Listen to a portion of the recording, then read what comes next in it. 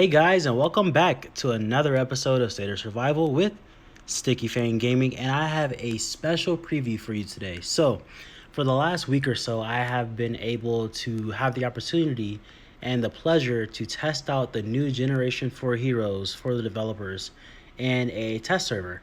And I have to say, it's been a pretty fun time getting to max out the heroes, test them out a little bit, see their abilities and whatnot. And I was able to get all this content for you guys to kind of tell you what may be on the horizon, pending a couple tweaks and stuff that we found. But other than that, yeah.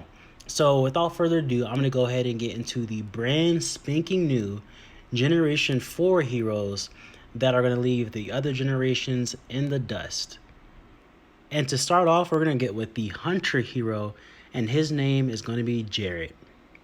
So for Jarrett, like I said, he's a Hunter hero, and his three main abilities are going to be Hunter, Patrol, and Rally. Currently in the test server, I have him as a rank of General, which is the max level. And something to note really quickly is that the skills, once this new update does come out, the skills will no longer need the books to upgrade them. They will actually be upgraded as you level up your hero. So that was a really nice feature. It's going to be really good for folks who are free to play, who maybe not have like a couple hundred legendary books lying around. As you just progress those heroes, you'll be able to unlock those more advanced skills. So that's pretty cool. But going back into Jarrett, so he was maxed at General, and his level is 77 in the test servers for me right now. Looking at his Explorer Trail stats, his health is at 63.2 thousand. His attack is at 4.6 thousand, and then his defense is at 1.9 thousand. So he's pretty strong, as to be expected from a newer hero, right? Now going specifically into the military stats, which is what we all really are here for, his Hunter attack is 300.05%, same as Hunter defense. But then you have his settlement troop defense is going to be at 63.5%. Now that's a lot because that is a special stat bonus. So 63.5% is quite a bit. And then he also comes with a second one, a rally troop defense buff of 21.15%. So you're not only getting the settlement troop defense buff, but also the rally troop defense buff. And then his Hunter health is 74.55%. Now after lethality is 122.85%, but I do believe that is based off of the hero gear, so don't worry about that too much. Now, another thing to note with these Generation 4 heroes, not only are they really strong, base stats are not as strong as Generation 3 heroes. However, his actual skills, Bio Whip, Bio Bullet, and then Whip of Doom, actually have two separate skills. So I'm going to go ahead and read them off the screen really quick. So Bio Whip give 20% chances to apply Bio Whip, dealing 80% damage to a target. And then he also has a chance to increase Bio Whip damage by 100%. So that will be increased damage taken by target by 50%, 60%. I can't make that out. I believe it's at 60%. But that's a pretty big deal, double stats like ability that can increase itself. That's pretty cool, And then Bio Bullets increase normal attack damage for yourself and normal attack damage taken by target. Increase normal attack damage by 12%, and then increase normal attack damage taken by target by 8%. I believe that says. So pretty good stuff still. And then lastly, Whip of Doom, inflict more damage to target, increase damage taken by target by 12%, and then increase damage taken by target from other chiefs by 8%. So he's a really big damage dealer and damage taker type hero. And I will show you guys at the end of this video what that kind of means, not only for him, but also for the other Generation 4 heroes, and what the difference between these abilities that they have now and how they kind of make them above Generation 1, 2, and 3, even with lower stats than Generation 3 heroes. All right. So let me go ahead and switch over to Zack. So Zack is going to be your rider hero, okay? He has the skills of rider, siege, and rally. So he's going to be really good for hitting other players and then rallying players as well. And the test server, I currently have him as a general, which is again is the max level, and all his skills are on level 5 because he is a general. All right. So going into his explorer trail stats, his health is sitting at 88.8 thousand, and his attack is 1.8 thousand, and defense is 1.9. So pretty good for explorer trail if that's your thing.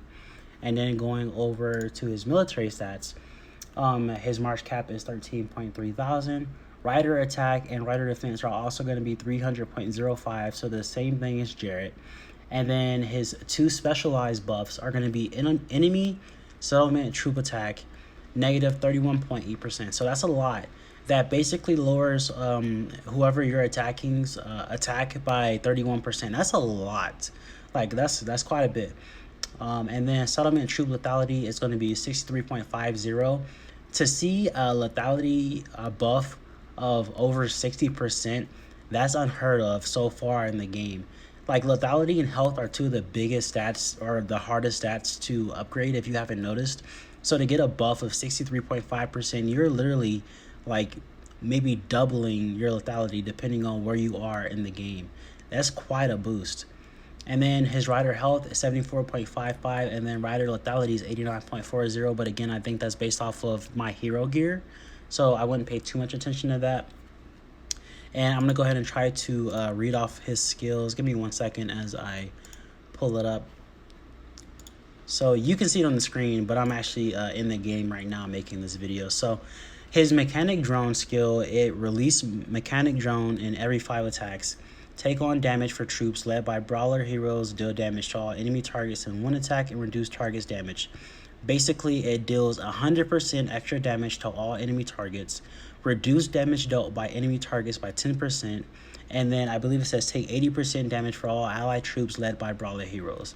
So obviously you're going to have a brawler in your hero lineup anyway, because you have to have one of each type of hero to attack someone, unless you don't have them all unlocked. So you're gonna take 80% damage away, so that's pretty cool, away from your infantry.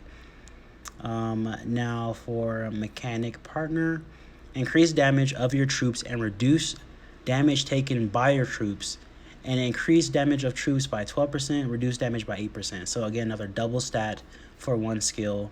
And overload, long story short, it says increase skill damage of your troops by 12% and reduce skill damage of your troops by 8%. So basically overload kind of feeds into the first 2, mechanic drone and mechanic partner. So that's pretty cool how the last one feeds into the first 2. Kind of boosts those stats. Overall, they're pretty beefy heroes. Really quick, before I get to the last hero, I want to point out that the skills, they're doubled now, right? So these last 2 heroes have had 2 stat buffs for 1 skill, and it may seem like a lot, and you may not be understanding exactly like what this means, and that's okay, because what I'm going to do is show you some of the reports, and they actually created an update where the reports are going to be broken down for you. So you're going to be able to actually see what each skill is doing for you. So I think that's pretty cool. Now looking at the last new hero, Ernie, he is a infantry guy. Okay, so he is siege and patrol is going to be his specialties. He is also maxed out as a general, so you'll get in his beefy stats. All right, so going into his explorer trail, he's going to be your meat shield. Obviously, he's going to be the one going in, attacking the zombies in explorer. So he has 107.4 thousand health, 2.2 thousand attack, and then 1.9 thousand defense. So again, he's the big beefy boy. He's going to be taking a bunch of hits, and also he's going to be dealing quite a bit out as well. That attack is pretty high, especially for an infantry guy. But going into military, which is the more important stat, obviously, his march cap is 13.3 thousand. Infantry attack and defense is going to be 300.05, just like the last 2 heroes. And then his enemy settlement troop defense is going to be negative 31.8%. So you're taking negative 31, basically 32% off of whoever you're attacking's defense. So the Zack, I believe his name was, the last hero we just looked at, took away the attack at 32%, and now this one is taking away the defense at 32%. So you're really weakening whoever you're attacking, and those are like base stats. Those are not troop specific where they're exposed to be super high. That's base. So I think the highest base stats I've seen are around like 106.5 at max.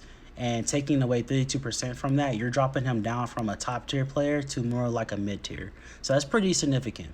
Now, going into the next one, settlement troop attack is 63.5%. So again, boosting your attack by 63.5% can take you from mid-level player to top tier player really quickly, okay? And then infantry health and lethality is at 74.55 and then 89.45, again, based off of hero gear. Now, with this, let me go ahead and pull up his skills, because on your screen you'll be able to read it, but on my screen it's kind of small and hard to see, so I have to pull it up in the actual test server and read off of it. So hammer down. Ernie will smash the enemies with his hammer in every 5 attacks, blah blah blah. Long story short, he deals 200% damage. 200% damage to enemies. He is like going crazy. So this might be a good time to kind of boost your infantry stats if you've been ignoring it. He will generate a shield to take, I can't read that, I want to say 300% damage and a 10% chance to make enemies unable to attack. So that's pretty crazy. Generate shield to take 300% damage. So he's infantry. So you know your infantry in this game is pretty much the ones who eat all the damage. He can deal an extra 200% damage to make your infantry actually useful in attacking, and then generating shield to take 300% damage, basically meaning that you're going to take very little losses with an extra 10% chance to make enemies unable to attack. So every 1 out of 10 attacks that you do, you may hit someone and they may do almost no damage to you at all because he made them unable to attack. That is insane. And again, you can see the specific details about these skills inside of the battle reports, which I'll show you again at the very end here.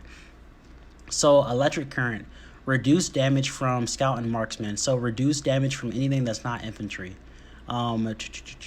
You reduce the damage by scout by 12% and marksman by 8%. So riders will do 12% less damage, and your hunters will do 8% less damage, which really makes sense because you want to, he's an infantry guy. He wants to reduce the amount of losses you get. Okay, rile up chances to recover troops power for yourself and allies. So 20% chance to recover 200% troops power, and then he basically has that one twice. So he has a 40% chance to recover 400% of troops power. Crazy. Like literally crazy. That's pretty much the best way I can sum that up. The new generation 4 heroes are insane, specifically off of their skills. Like their stats themselves are pretty significant. That the enemy troop defense and attack, but like you take away from it 32%, that's pretty significant. That lethality that you get, really significant. That troop attack is extremely significant, but those aren't even the selling points for these guys. The skills, guys. The skills are the selling points for the Generation 4 heroes, and this may become like a precedence for heroes to come in the future, that they may not have the super high stats that we're used to with every new generation of heroes that come out, but the skills may become so great that you may not even need to focus on boosting them up past a certain level, because if you unlock skill level 5, then you're basically in business, And so I'm gonna get off this soapbox and stop ranting about the heroes and their skills and whatnot, and I'm gonna show you what some of the things they can do in actual live action. So because the test server is on my computer, not my phone, I wasn't able to record actual action as it took place. But here are some screenshots of some of the hits that have happened over the last couple of days in the test server. So as you'll see from the reports, the attacks were kind of varied. So sometimes they were rallies and sometimes they were me soloing people, and the level of the troops varies as well. As you can see on this one, I kind of broke even, but if you notice, my troops were only about 600,000 to their 1 million. And to burn someone with half the number of their troops is pretty insane, and that was all thanks to those new heroes. Again, you see here 710 against 1.2 million, and I came out as the winner. 570 versus 825, but he was kind of bugged out. His hero was kind of messed up, so my losses were very insignificant compared to his losses. This one, again, 1.1 million versus an 800,000 guy, but to caveat this, his stats are a lot better than mine. Actually, in almost all of these reports, the guy's stats who I was hitting were better than mine. In this test server, there's not very many people who I would consider like low players or anything like that, or even mid-tier players. A lot of these guys are some of the best players in the game. So, yeah, they don't play around. These guys have some serious stats, and as you can see, I was burning them and at least holding my own. So going in more detail from this report, and apologies for the quality, but I took this picture from my computer screen. And so it was my 1.1 million troops versus his 800,000. His stats are better than mine. He's using the 3 new heroes for defense, and I'm using the 3 new heroes for offense. And obviously, I won this rally somehow, and we're going to look at kind of what may have played a huge part in me winning, and specifically meaning the skill buffs from the 3 new heroes. So when you click in battle details, you'll see that they have added, there's a little bit of a paragraph here. It tells you more of like what skills from each hero did what and how it helped you win the battle. So I think that's pretty cool. Some folks in the test server are saying that it's too much information, but personally, I believe this is the perfect amount of information because this lets me know what my heroes are doing and what heroes are the best for doing certain things. And so as you can see, not only did it do it for me, but it does it for Underworld Ted as well. So it tells me what his heroes did. And that kind of gives me an indication of more of like, it brings a deeper strategic factor into it because now I can look at this report and before I attack again, I can adjust and I have a little bit more information of what I may need to adjust to combat his heroes. If let's say there were some other type of heroes and they added this type of feature to generation 3 heroes and below, so that's my take on it. Overall, this test server has been quite a experience for me. I really enjoyed myself meeting some of the top players in the game because everyone's in there. There is Major Bison, one of the most highest stat players in the game. Nimke's in there, Cold Body's in there. Ember is in there, who also is a YouTube streamer, and she's one of the top stat guys in the game. It's been some pretty fun times, and so I want to say thank you to the developers for giving me the opportunity. And my suggestions and feedback would be to I like the way the heroes are currently, and I'm excited for them to be released in the live game for everyone to use. And I'm hoping that you do make some of the skills that they have available to other heroes, meaning the double skills. I think that giving other heroes double skills will kind of offset the balance a little bit of these new guys. Maybe not give them as high of double skills because that will make what the Generation 4 heroes more stronger and valuable to us instead of like all Generation 3 and below heroes get super buffed and now there's no point for us getting Generation 4. But that was just my total opinion. And guys, this is a sneak peek. I'm working on the Excel spreadsheet now. I'm gonna add the 3 new heroes up there, and I'll go ahead and release it on the official State of Survival's Discord. So you'll be able to find it there very soon, or you can just add to the ones you got from me before if you want to using this video.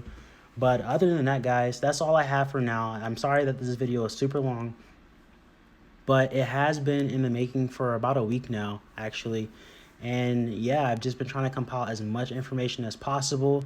My synopsis of everything is that the Generation 4 heroes are going to be super overpowered and a must-have. So if you're a top-tier player, you better start saving up those legendary fragments now because you're going to need to get these guys quick or risk losing a bunch of events and getting burned. So yeah, super excited. And until next time, guys, this has been another episode of State of Survival with Sticky Fan Gaming.